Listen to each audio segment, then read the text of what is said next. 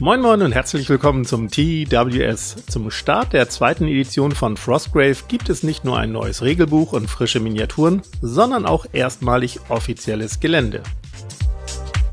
Der polnische Hersteller Cromlech hat sich nämlich die Lizenz gesichert und präsentiert nun über 10 MDF-Sets, die auf die verschiedenen Grundbuchszenarien abgestimmt sind.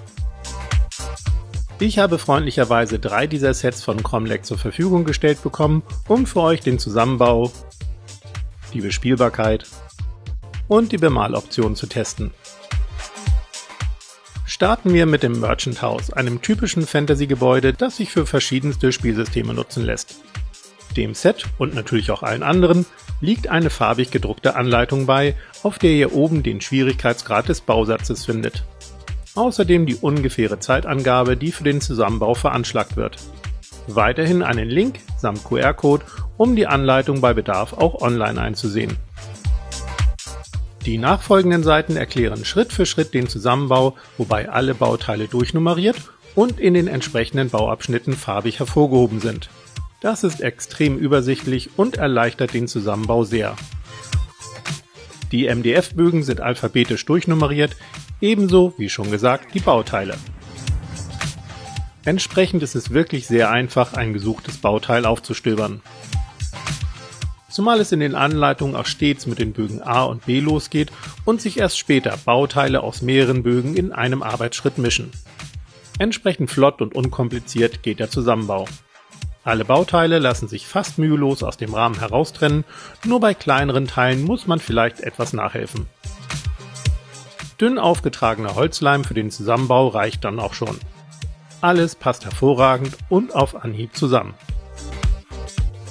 Dadurch, dass in den Sets meist 2 verschiedene MDF-Dicken zu finden sind, entsteht auf den Geländestücken auch eine gewisse Tiefe.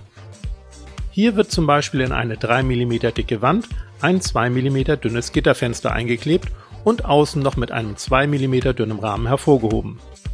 Solche Details findet man sonst nur bei Foreground-Bausätzen. Was mir ansonsten auch sehr gut an diesen Cromlech-Bausätzen gefällt, ist, dass die meist doppelwandig sind. Also eine strukturierte Innen- und Außenseite besitzen. Und dass sie verschiedene Spielhöhen für die Miniaturen bieten. Das riesige Living Museum beispielsweise lässt sich nicht nur vierteilen und mit 2 modularen Wänden unterteilen. Es verfügt auch über erhöhte Plattformen und eine eindrucksvolle Treppe.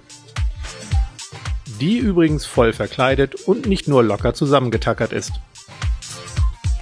Kommen wir zu den Bemaloptionen am Beispiel des Bell Towers, dem übrigens sogar eine Glocke aus Resin beiliegt. Manche beklagen bei MDF-Bausätzen hier oft, dass sie zu wenig Details bieten und nach dem Bemalen immer noch ziemlich flach aussehen. Daher möchte ich euch nun zeigen, was man alles mit ganz normaler Bemalung rausholen kann. Um den plastischen Effekt zu unterstützen, trage ich vor dem Bemalen erstmal ein wenig Strukturpaste auf. Vornehmlich um die mehrteiligen Mauern etwas zu kaschieren, aber auch um etwas Struktur auf den Wänden aufzubringen. Solche Pasten gibt es von verschiedenen Herstellern, diese hier ist von Tiger und hat nur 1 Euro gekostet. Während die Paste trocknet, grundiere ich schon mal das Dach. Ganz normal mit Acrylfarbe, Holzleim und Wasser. Mischt euch eine milchige Konsistenz an, also nicht zu dick und nicht zu dünnflüssig. Natürlich könnte man auch ein Spray verwenden, aber ich möchte zeigen, dass es auch ohne und entsprechend günstig geht. 1 bis 2 Grundierungsschichten reichen, dank des saugenden MDFs trocknet die Farbe dann auch recht schnell an. Danach wird die Grundfarbe in etwa 3 bis 4 Schritten aufgehellt und aufs Modell getupft. Ich nehme hierzu wie üblich einen Schminkpinsel. Wenn ihr mehr über diese Art von Pinseln und das Tupfen erfahren wollt, habe ich oben 2 Tutorials verlinkt. Das Tolle beim Tupfen ist, dass ihr damit Lichter und Schatten erzeugen könnt. So können selbst glatte Flächen richtig plastisch und abwechslungsreich wirken.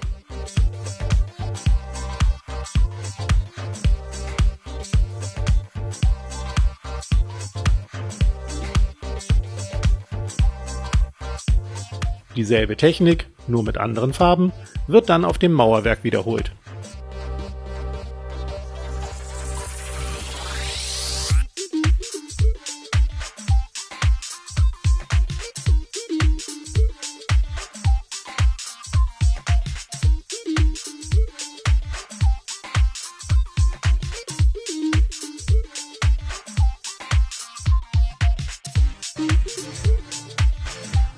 In den Innenräumen könnt ihr durchs Tupfen ebenfalls Lichteinfall simulieren, indem ihr die abgedunkelten Bereiche einfach nach der ersten oder zweiten Farbschicht auslasst. Erst mit der hellsten Farbe wird dann ganz leicht trocken gebürstet, um die Kanten und die Strukturpaste auf den Mauern zu betonen. Ansonsten ist die Steinstruktur rein durchs Tupfen entstanden. Auch bei den Brettern und den Holzbalken könnt ihr für Dreidimensionalität sorgen.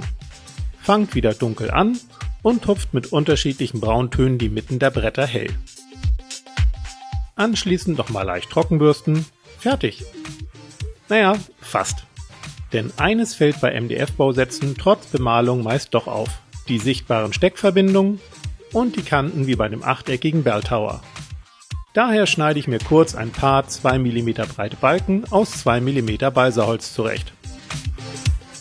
Bemale sie in der braunen Grundfarbe und klebe sie dann in die Lücken.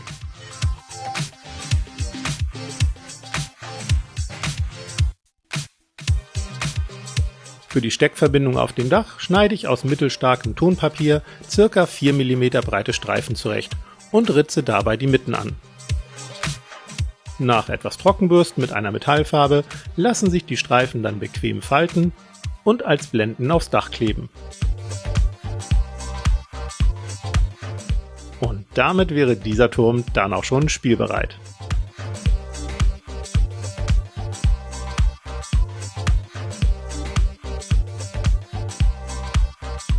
Insgesamt gefallen mir die offiziellen Cromlech-Bausätze für Frostgrave sehr gut.